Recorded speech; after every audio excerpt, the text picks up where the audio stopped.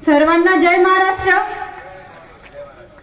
जिच्या कुशीत हिंदवी स्वराज्याचे सुंदर स्वप्न तयार झाले अशा जिजाऊ, ज्या वारसदाराने हे स्वप्न सत्यात उतरविले असे छत्रपती शिवाजी महाराज, ज्या महापुरुषांनी हे स्वप्न खांद्यावर पेलले असे छत्रपती संभाजीराजे, शिक्षणाच्या प्रणेत्या क्रांतिज्योती सावित्रीबाई फुले, राज्यघटनेचे शिल्पकार डॉक्टर बाबासाहेब आंबेडकर, अहिल्याराणी होळकर, महर्षी वाल्मिकी ऋषी, संत गाडगेबाबा, तसेच आपल्या कार्य कल्याणासाठी ज्या ज्या महामानवांनी कार्य केले अशा सर्वांना मी प्रथम वंदन करते।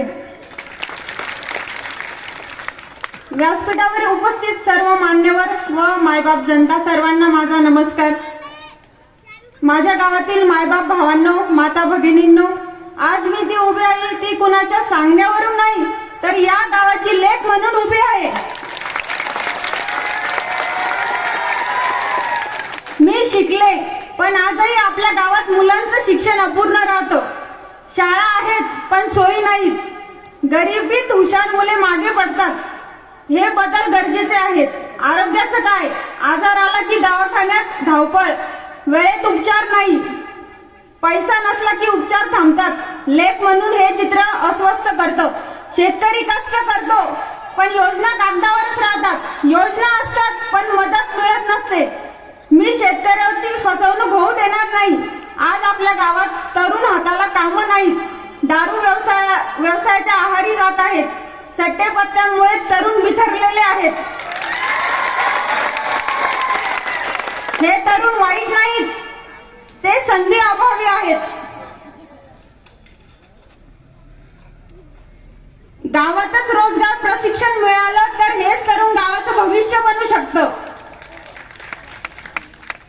रस्त्याचा प्रश्न तर रोजचा आहे। गावातील रस्ते खराब आणि अनेक शेतात जाण्यासाठी आजही नीट रस्ता नाही।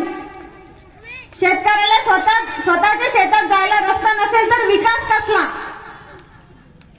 अहो, यांनी रस्त्यावर टाकलेली खडी ट्रॅक्टरने रातोरात भरून दुसऱ्या ठिकाणी नेऊन विकली आणि ही विकासाची भाषा करत आहेत।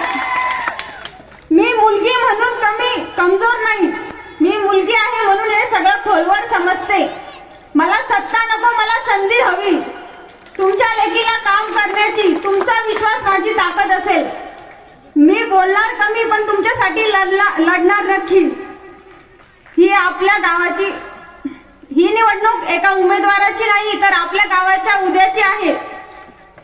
म्हणून माय बापाओ, एक लेख आपल्या पुढे पदर पसरून मतरूपी आशीर्वाद देऊन एक संधी द्यावी आणि येणाऱ्या 7 तारखेला धनुष्यबाण या दिशारी समोर बटन दाबून विरोधकांचे तोंड बंद करावे। जय महाराष्ट्र। धन्यवाद।